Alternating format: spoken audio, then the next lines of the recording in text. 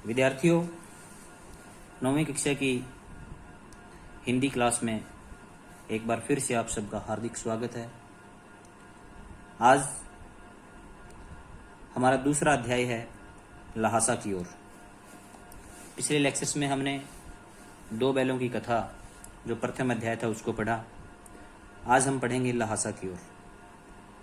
लहासा की ओर जो पाठ है उसके जो लेखक हैं उनका नाम है राहुल सांकृत्यायन।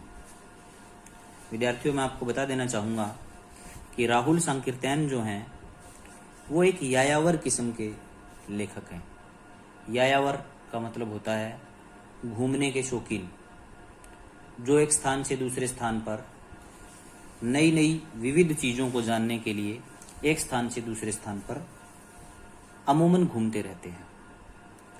तो राहुल सांकृत्यायन के द्वारा जो अध्याय है हमारा आज का लहासा की ओर, ये उनकी एक यात्रा वृत्तांत है। यात्रा वृत्तांत का मतलब होता है कि आप कहीं भी किसी भी स्थान की यात्रा करो और बाद में उसका वृत्तांत, उसका जो वर्णन है वो आप लिखकर या किसी को सुनाकर अगर करते हैं तो वो यात्रा वृत्तांत कहलाता है। तो राहुल सांकृत्यायन की तरफ से ये यात्रा वृत्तांत है लहासा की ओर। लहासा जो है वो तिब्बत की राजधानी है और राहुल सांकृत्यायन तिब्बत की राजधानी लहासा की यात्रा पर जब गए तो उन्होंने वहाँ क्या देखा, किस प्रकार का वहाँ सामाजिक वातावरण था, किस प्रकार का भौगोलिक क्षेत्र था, वहाँ किस प्रकार के लोगों का दूसरों के प्रति या पर्यटकों के प्रति या किसी दूसरे स्थान से आने वाले लोगों के प्रति किस प्रकार का वहाँ के लोगों का व्यवहार था, कैसी वहाँ प्रकृति थी, किस प्रकार का जीवन था, इन सब चीज़ों को लहासा की ओर अध्याय के अंदर राहुल सांकृत्यायन के द्वारा तिब्बत की यात्रा करके वर्णन किया गया है कि किस प्रकार के लोगों से वो वहाँ मिले, उनका किस प्रकार का व्यवहार था, कितने समय तक वो रहे, क्या उन्होंने वहाँ पर प्राकृतिक आनंद लिया। ये सब वर्णन इस अध्याय के अंदर, इस पाठ के अंदर हम पढ़ेंगे। तो शुरू करते हैं। लहासा की ओर श्री राहुल सांकृत्यायन की प्रथम तिब्बत यात्रा है जो उन्होंने 1929-30 में नेपाल के रास्ते से की थी। उस समय भारतीयों को तिब्बत यात्रा की अनुमति नहीं थी, इसलिए राहुल जी ने यह यात्रा भिखमंगे के छद्मवेश में की। भिखमंगे छद्मवेश का मतलब है कि उस समय जो है तिब्बत भारतीय लोग नहीं जा सकते थे, तो वो जो है एक भिखमंगा बन करके और उन्होंने वहां यात्रा की। इसमें उन्होंने तिब्बत की राजधानी लहासा की और जाने के दुर्गम रास्तों का मतलब होता है कि ऐसे रास्ते जहां जाना बहुत मुश्किल हो, का वर्णन अत्यंत रोचकतापूर्ण किया है।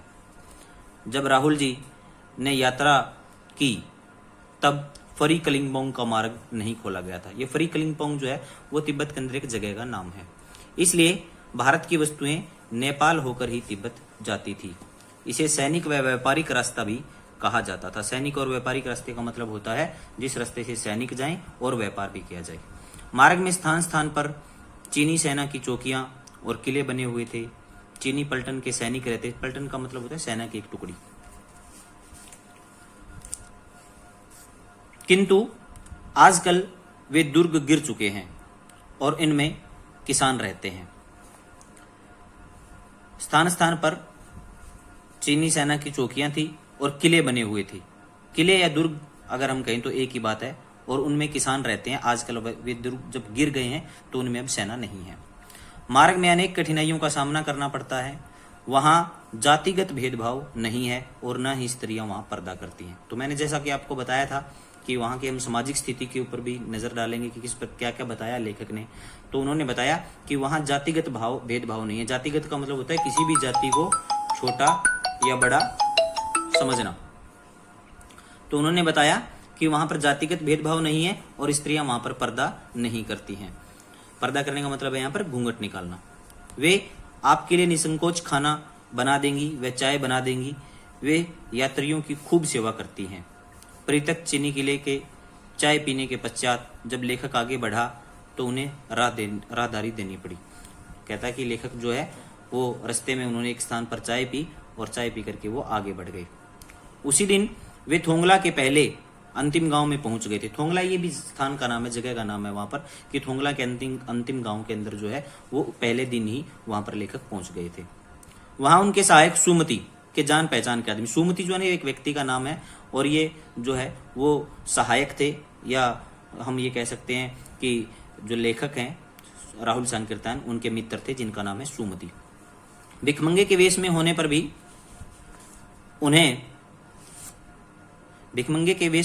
भी उन्हें रहने के लिए अच्छी जगह मिली। लेखक 5 वर्ष पश्चात एक यात्री के रूप में इस स्थान से गुजरा था, किंतु अब उसे किसी ने अच्छी जगह नहीं दी थी। वहाँ के लोगों की मनोवृत्ति पर निर्भर करता है। लेखक कहता है कि वो लहासा में एक भिखमंगे के रूप में गया तो भी जो है वहाँ के लोगों ने उन्हें बहुत ही अच्छे से उनके साथ व्यवहार किया और बहुत ही अच्छी जगह उनको रहने को दी। लेकिन लेखक ने यह भी बताया कि 5 वर्ष पहले वो किसी दूसरे स्थान पर गया था और बिना भिखमंगे के वेश में गया था, तो भी वहाँ पर लोगों ने उनके साथ बहुत अच्छा व्यवहार नहीं किया। तो ये लोगों की मनोवृत्ति के ऊपर निर्भर करता है कि लोग आपको किसी भी अवस्था में या किसी भी दशा में या किसी भी वेश में जो है अच्छा या बुरा किस प्रकार से समझते हैं, लोगों की मनोवृत्ति पर निर्धारित करता है। लेखक को जब सबसे खतरनाक मार्ग थोंगला का पार करना पड़ा। तिब्बत में सबसे खतरनाक स्थान डांडे है। डांडे का मतलब ये भी जगह का नाम है तिब्बत के अंदर। यहाँ दूर दूर तक मार्ग के दोनों ओर कोई गांव नहीं है। डाकुओं के लिए सबसे अच्छी जगह है। ऐसे स्थान पर हुए खून की परवाह नहीं की जाती और न ही सरकार इस ओर कोई ध्यान देती है।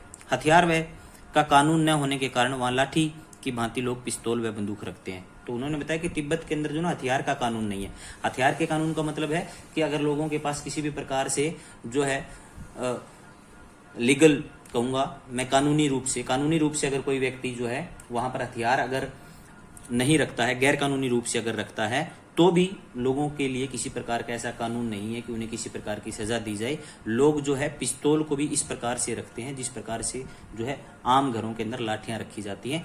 तो ऐसा कहा जाता है कि इस प्रकार हम कह सकते हैं कि वहां पर खून होना भी कोई बहुत बड़ी बात नहीं है, ठीक है, क्योंकि जो कानून है वो हथियारों के लिए विशेष कानून वहां पर नहीं बनाया गया है। हथियार का कानून न होने के कारण वहां लाठी की भांति पिस्तौल और बंदूक रखते हैं। इस मार्ग पर अनेक खून हो चुके हैं, किंतु लेखक को खून की कोई परवाह नहीं थी क्योंकि वह भिखमंगे के वेश में था और पहाड़ की ऊंचाई और पीठ पर सामान लदा हुआ था। अगला पड़ाव भी 16 मील की दूरी पर था। लेखक के सहायक ने 2 घोड़े लेने की सलाह दी। तो विद्यार्थियों, आज का अध्याय यहीं तक है। कल इसी कक्षा में फिर से मिलेंगे। धन्यवाद। Have a nice day.